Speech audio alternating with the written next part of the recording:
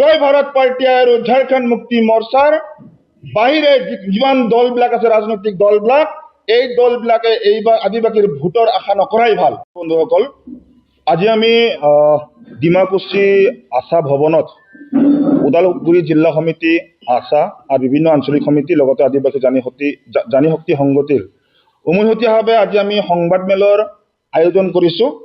উদ্দেশ্যটো হৈছে সমাগত বিধানসভাৰ নিৰ্বাচন আৰু এই সমাগত বিধানসভাৰ নিৰ্বাচনত ওদালগুৰি জিলা আদিবাসী ছাত্ৰ সন্থা আৰু আদিবাসী জানিশক্তি সংগঠিৰ স্থিতি কি হ'ব স্পষ্ট কৰিবৰ কাৰণে আজি আমি সংবাদমেল আয়োজন কৰিবৰ কাৰণে বাধ্য হৈছোঁ। আপোনালোকে এটাই জানে যে ওদালগুৰি জিলাৰ যি ৪৫ নং যি ভেৰগাঁও বিধানসভা সমষ্টি আৰু ৪৭ নং মাজবাট বিধানসভা সমষ্টিত জয় ভাৰত পাৰ্টি আৰু ঝাৰখণ্ড মুক্তি মৰ্চাৰ উমৈহতীয়া প্ৰাৰ্থী এই দুটা সমষ্টিত প্ৰক্ষেপ কৰা হৈছে।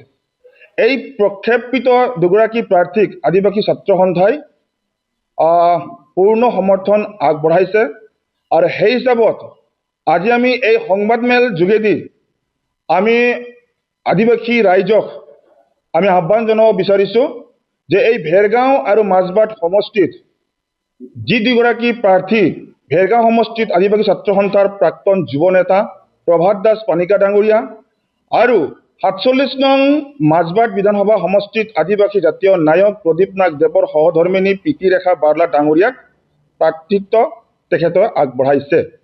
আৰু সেই হিচাপত এই দুয়োটা সমষ্টিত আজি আমি আদিবাসী ছাত্ৰ সন্থাৰ তৰফৰ পৰা আমি ক'ব বিচাৰিছোঁ যে আদিবাসী ৰাইজক যে যিকোনো উপায়েৰে ভেৰগাঁও সমষ্টিত থকা যিগৰাকী প্ৰাৰ্থী প্ৰভাত দাস পানিকাক যিকোনো উপায়েৰে আমি এবাৰ জিকাই নিব লাগিব আৰু দিছপুৰৰ যি চকীত বহাবৰ কাৰণে আজি আমি চেষ্টা কৰিছোঁ।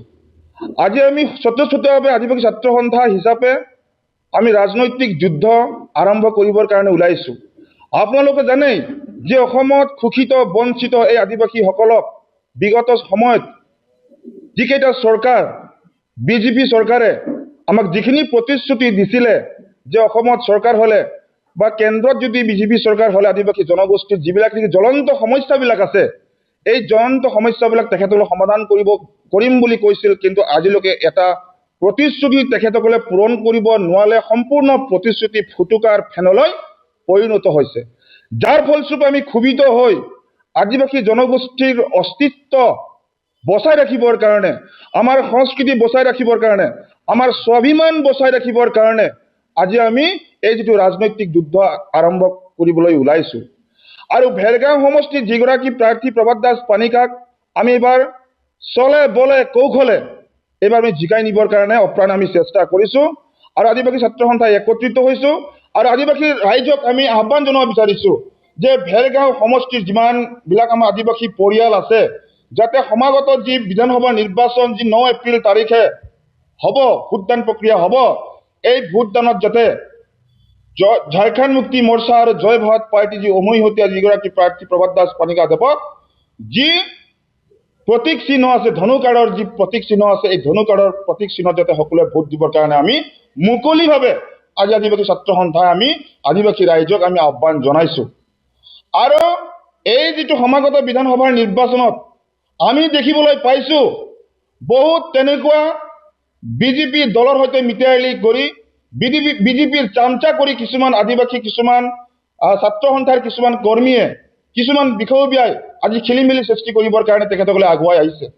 কাৰণ এই বিজেপিৰ লগত যি লিলিমাই কৰি বিজেপিৰ লগত যি মিতালি কৰি তেখেতসকলে যি আমাৰ যিটো ৰাজনৈতিক যিটো যুদ্ধত তেখেতসকলে আজি খেলি মেলি কৰিবৰ কাৰণে যিটো অপ্ৰাণ চেষ্টা কৰিছে, আমি আদিবাসী ছাত্ৰ সন্থা ওদালগুৰি জিলা সমিতিৰ তৰফৰ পৰা তেখেতসকলক আমি সকীয়াই দিব বিচাৰিছোঁ। ওদালগুৰিৰ যি মাজবাট সমষ্টি আৰু ভেৰগাঁও সমষ্টিত যদি তেখেতসকলে প্ৰৱেশ কৰে, ওদালগুৰি জিলাত যদি কোনোবাই প্ৰৱেশ কৰে খেলি মেলি কৰিবৰ কাৰণে যদি কোনোবাই চেষ্টা কৰে, তেতিয়াহ'লে আমি কিন্তু আদিবাসী ছাত্ৰ সন্থাই তেখেতসকলক শুধাই নেৰোঁ, এই কথাটো স্পষ্ট। যিগৰাকী প্ৰয়াত সভাপতি আছিলে প্ৰদীপ নাগ দেৱ, তেখেত হৈছে আমাৰ জাতীয় নায়ক।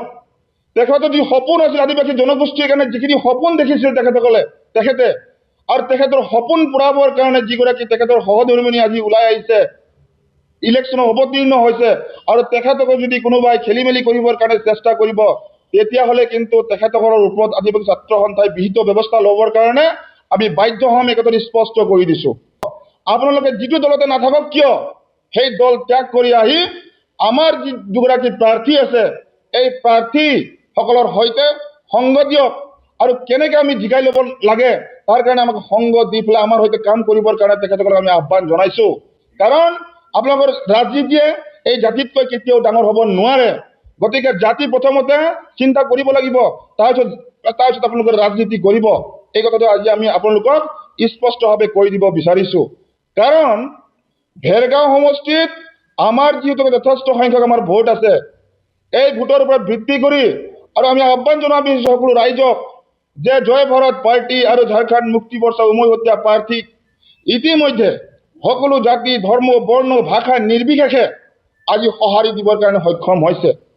যিকোনো ঠাইতে আমি যাবলৈ সক্ষম হৈছোঁ, সেই ঠাইৰ পৰা সকলো ৰাইজে আজি তেখেতসকলে আমাক যথেষ্ট যোগাত্মক ধনাত্মক দিশত তেখেতসকলে কথাবিলাক কৈ আমাক যথেষ্ট উৎসাহিত কৰিছে। সেইকাৰণে আমি আহ্বান জনাব বিচাৰিছোঁ আদিবাসী ছাত্ৰ সন্থাৰ কৰ্মীসকলক আমি কৈ দিব বিচাৰোঁ ওদালগুৰি জিলা সমিতিৰ তৰফৰ পৰা এইবাৰ কিন্তু কোনো আচাৰ কৰ্মীয়ে খেলি মেলি কৰিব নোৱাৰে। যদিহে কোনোবাই খেলি মেলি কৰাত যদি আমি ক'ৰবাত যদি কাৰোবাৰ লগত ফটো উঠা দেখিবলৈ পাওঁ, কোনোবা বেলেগ কোনোবা ৰাজনৈতিক দলৰ সৈতে ফটো উঠা দেখা পাওঁ, ভিডিঅ' যদি আমি দেখাই পাওঁ, তেতিয়াহ'লে কিন্তু আদিবাসী ছাত্ৰ সন্থাৰ মজিয়াৰ পৰা তেখেতসকলে আমি বহিষ্কাৰ কৰিবৰ কাৰণে আমি বাধ্য হ'ম। এই স্পষ্ট বুজাওক। আৰু এইবাৰ বিজেপি চৰকাৰক এশকণি দিবৰ কাৰণে আদিবাসী ছাত্ৰ সন্থাই কঁকালত টঙালি বান্ধিছোঁ। আদিবাসী জনশক্তি সংগঠিয়ে কঁকালত টঙালি বান্ধিছে। আদিবাসী জনগোষ্ঠীৰ প্ৰত্যেকটো পৰিয়ালে প্ৰত্যেকটো সদস্যাই আজি কঁকালত টঙালি বান্ধিছোঁ। এই স্পষ্ট। এইবাৰ ৰেহাই নহ'ব অন্য দলৰ। আৰু আমি একদম স্পষ্টভাৱে আমি কৈ দিব বিচাৰিছোঁ এইবাৰ জয় ভাৰত পাৰ্টি আৰু ঝাৰখণ্ড মুক্তি মৰ্চাৰ বাহিৰে যিমান দলবিলাক আছে ৰাজনৈতিক দলবিলাক, এই দলবিলাকে এইবাৰ আদিবাসীৰ ভোটৰ আশা নকৰাই ভাল।